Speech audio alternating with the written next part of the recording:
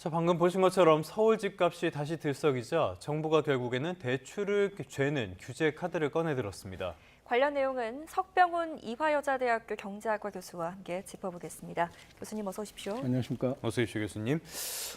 첫 가계부채 대책, 사실상 첫 번째 부동산 대책이 나왔다 이렇게 봐도 될 것 같은데요. 어떤 내용들 눈에 좀 들어오셨습니까? 지금 주목할 만한 내용들은 크게 봐서 한 5가지 정도가 예. 되겠습니다. 그런데 그중에서 일부는 저도 예측을 했던 것이고요. 일부는 사실 예측하지 못한 내용들이 있습니다. 예.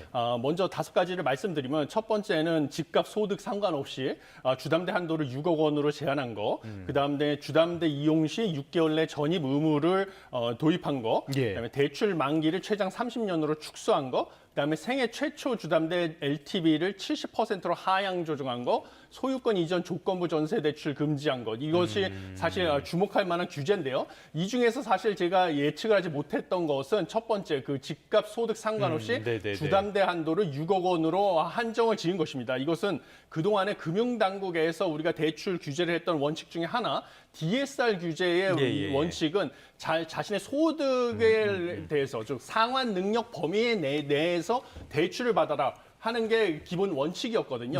그런데 이것은 고소득자들이 자신의 소득이 높기 때문에 상환할 수 있는 만큼 대출을 받게 되면 더 많은 대출을 받고, 그래서 고소득자 중심으로 사실은 뭐 강남 3구라든지 용산구 같은 고가 지역의 주택 구매가 가능했고, 이것이 부동산 가격 상승을 유발했다라고 금융당국이 지금 판단한 것으로 보입니다. 그래서 이러한 원칙을 깨고 소득과 상관없이 무조건 6억까지만 대출을 받아라 라는 새로운 지금 규제를 들고 나온 것으로 보여서 앞으로 상환 능력과 상관없이 대출 규제를 하겠다라는 새로운 정책 기조를 보여주는 것으로 보여서 이 부분이 저도 예측을 하지 못했던 것이라서 좀 충격적이다. 시장에서도 상당히 충격으로 받아들이고 있다. 이렇게 보고 있습니다. 네.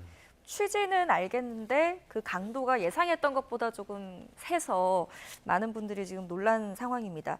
가계대출 증가폭이 저희가 뭐 많이 늘었다 이런 소식들 자주 전해드린 것 같은데 구체적으로 얼마나 늘었길래 이렇게 대출을 조인 겁니까? 예, 가계대출 증가폭은 3월 달까지만 해도 전월 대비 0.7조 원밖에 안 늘어나서 좀 줄어드는 것처럼 보였는데요. 갑자기 이제 4월 달부터 5.3조 원, 그다음에 5월 말에 6조 원, 그다음에 6월 말에는 5.8조 원 늘어나고 있습니다. 그다음에 이달 같은 경우도 7월 달부터 시행되는 스트레스 DSR 3단계 규제가 예고돼 있기 때문에 마지막에 그 대출 수요가 몰려들어서 지금 6월 말 못지않게 큰 폭으로 가계 부채가 늘어날 것으로 보여지고 있습니다. 이렇게 가계 부채가 크게 늘어나는데 이 중심에는 주택담보대출 증가가 주 원인이 있고요. 이것이 최근에 주택 가격이 서울 지역을 중심으로, 서울과 수도권 지역을 중심으로 급등하고 있는 것이 이번에 집을 사지 않으면 앞으로 뭐 벼락거지가 될 수도 있다. 집값이 더 비싸져가지고 영원히 집을 못 살 수도 있다라는 불안감을 자극하고 이게 영끌 수요를 부추기고 있다라고 판단을 해서 이렇게 무리한 강력한 그 대출 규제를 들고 나올 수밖에 없는 지경으로 내몰렸다. 이렇게 보여집니다. 어떻게 보자면 말씀하신 것처럼 문재인 정부 초기 때 부동산 과열 현상 이런 것들이 재현되는 거 아닌가 이런 우려는 분명히 있을 것 같아요. 그래서 강력한 대출 규제를 내놓은 것 같은데 왜 6억 원입니까? 예, 지금 6억 원이라는 대출 한도를 왜 정했는지에 대해서 공식적인 설명은 없었던 걸로 알려져 있습니다. 그렇지만 이제 백브리핑 같은 것에서 이제 금융위 고위 관계자의 발언에 따르면요, 이 6억 원이라는 것을 30년 만기로 빌릴 경우에는 원리금 상환액이 약 300만 원이라서 이것은 우리나라 평균 가구 소득을 고려했을 때 상당히 큰 수준이다. 그래서 갚을 수 있을 만큼만 빌리도록 한다는 원칙을 적용했다라고 얘기를 했다라고 보도가 됐습니다.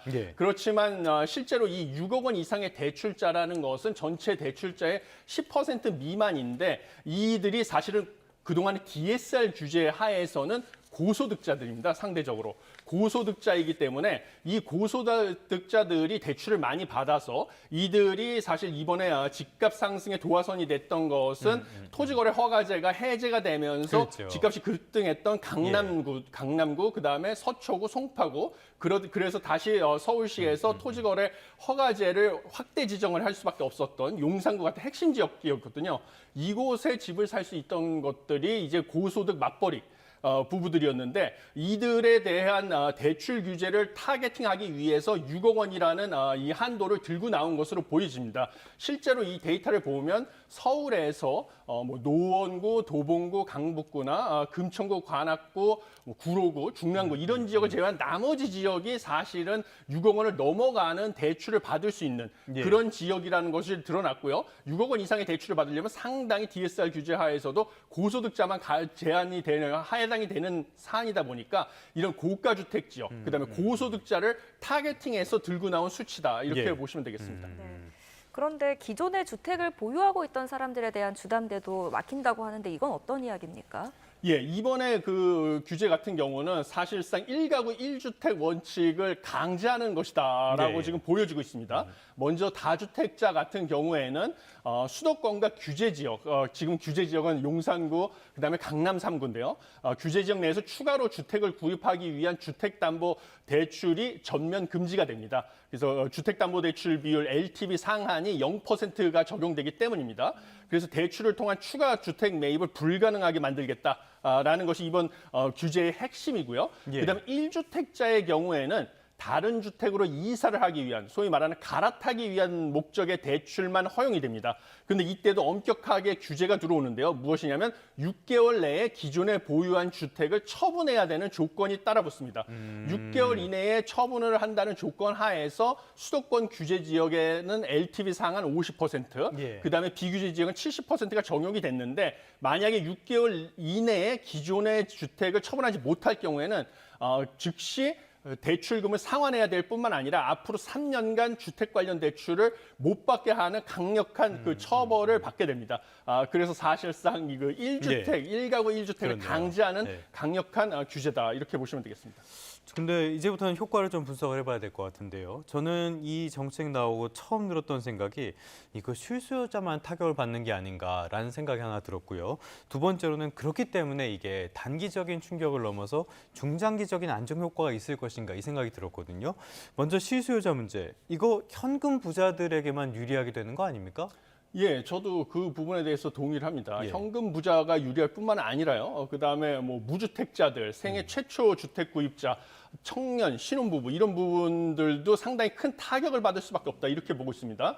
이번에 정책에 포함된 것 중에 하나가 아까 처음에 말씀드렸던 생애 최초 주택 구입자에 대한 예. LTV 축소가 있습니다. 기존에는 집값의 80%까지 대출을 받을 수 있었는데 이번에는 70%까지만 대출을 받을 수 없다라고 받을 수 있다라고 예. 줄여버렸습니다. 그래야 되니까 처음 주택을 구매할 수 있는 사람도 당장 자기 자본을 더 많이 준비를 해야 됩니다. 그러니까 최초 주택 구입도 어려워졌죠. 그 다음에 두 번째로는 정책금융 상품의 대출 한도도 일괄적으로 다 내려버렸습니다. 이게 서민들이 그동안에 좀 더 적은 이자, 그다음에 더 많은 대출 한도를 이용해서 적은 자기 자본을 가지고 주택을 구매할 수 있는 주거 사다리 역할을 했었거든요. 예. 그런데 이런 디딤돌 대출, 보금자리론 같은 정책금융 상품마저 LTV 70% 규정을 적용하고 대출 한도를 낮춰버리다 보니까 서민들도 집을 사기 어려운 상황이 됐습니다. 두 번째는 앵커님께서 지적하신 것처럼 현금 부자에게만 유리한 시장으로 재편될 수밖에 없어졌습니다. 심지어 고소득자들마저 6억 이상으로 대출을 받지 못하게 돼 있으니까요. 뭐 자신의 네네네. 능력으로 좋은 직업을 얻어가지고 고소득자는 됐지만 초기 자본이 없는 현금이 부족한 네. 사람들 같은 경우는 자기가 원하는 곳에 집을 사기 어려워졌습니다. 반면에 뭔가 부모를 잘 만났다든지 아니면 원래 현금을 부모로부터 많이 받았다든지 네네네. 이런 사람들 같은 경우는 대출과 상관없이 현금을 이용해서 오히려 더 경쟁 없이 핵심지에 집을 사기 유리한 상황이 됐다. 이런 상황이 됐다고 보고 있습니다. 그렇다면은 말씀하신 것처럼 이게 어떻게 소위 말하는 금수저, 흙수저의 문제가 비화될 수도 있을 것 같은데 그렇게 봤을 때 단기적으로 어찌됐건은 서울 쪽이라든지 지금 과열된 지역들 이런 쪽은 수요가 가라앉을 수밖에 없을 것 같고요. 그런데 이게 중장기적으로 봤을 때는 잘 갈 수 있을까요? 어떻게 전망하십니까? 중장기적으로는 당연히 이게 잘 가기 어렵다. 저는 이렇게 보고 있습니다. 네. 왜냐하면 단기적으로는 앵커님께서 지적하신 것처럼 당연히 대출을 조이기 때문에 이 대출 없이 자기 자본을 많이 필요해서 이 대출의 영향을 받는 아까 말씀드린 금천구, 관악구, 구로구, 그다음에 중랑구, 노원구, 도봉구, 강북구를 제외한 다른 서울 지역에서의 주택 구매는 어려워졌습니다. 그래서 이 지역에서의 주택 매수세는 주춤해지고 관망세가 있을 것으로 보여집니다. 대신에 이 집을 못 산 다른 수요자들 같은 경우는 예. 이 지역을 제외한 현 대출 규제 한도 내에서 집을 살 수 있는 다른 지역으로 수요가 전파될 것입니다. 그러면 서울 외곽 지역 아니면 경기도 지역에서 네. 주택 구매가 늘어나면서 그 지역의 주택 가격이 올라가서 서울 핵심지와 그 지역 간의 주택 가격 격차는 줄어들게 돼 있습니다. 예. 그렇게 되면 이제 그 다음에는 수요가 어차피 외곽지나 핵심지나 가격 차가 거의 없으니까, 그리고 그 사이에 핵심지에 주택을 구매하기 위해서 마련해야 될 현금도 준비가 됐을 가능성이 큽니다. 고소득자 같은 경우는 저축이 쌓이니까요. 그러면 당연히 그 다음에 다시 핵심지에 주택 매매 수요가 늘어나서 핵심지 가격은 다시 상승할 수밖에 없습니다. 이런 메커니즘으로 주택 가격을 진정시키는 효과는 단기에 그칠 수밖에 없다, 이렇게 보고 있습니다. 우리가 과거 2차례 정도 경험을 해봤던 예. 그런 일이네요. 네. 이 실수요자들에 대한 또 피해가 우려가 되는 만큼 어떤 대책들이 좀 보완이 돼야 되겠습니까? 당연히 이 보완이 돼야 될 것은 왜 이번에 그 서울을 중심으로 해서 집값이 급등하기 시작했는지 그 근본 원인을 정확하게 규명을 하고 그것에 합당한 처방을 내려야 되는데요. 그 근본 원인은 뭐 지난주에도 제가 말씀드렸다시피 내년부터 신규 입주 물량이 서울 수도권이 절반으로, 장기 평균의 절반으로 떨어지는 공급 절벽에 처하기 때문입니다. 그러면 내년부터 원래 신규 입주 물량이 늘어났을 때 잔금을 갖다가 전세를 주면서 치르는 사람들이 많아서 전세 가격이 안정되는 경향이 있습니다. 그런데 내년에 서울의 신규 입주 물량이 장기 평균보다 절반으로 내년부터 떨어지기 때문에 그러면 전세 가격이 급등을 할 것이 뻔해지고요. 전세 가격이 급등을 하게 되면 갭 투자도 늘어나고 전세 살 바에는 차라리 난 집을 사겠다, 이런 사람들도 늘어나기 때문에 전세 가격, 집값 다 상승을 하는 이런 게 예측이 돼서 당장 집을 사야 되겠다라는 수요가 몰렸기 때문입니다. 그래서 이 문제를 해결하기 위해서는 결국 서울 같은 핵심지에 수요가 많은 지역에 신규 주택 공급이 조기에 늘어날 것이다라는 신호를 줘야 되거든요.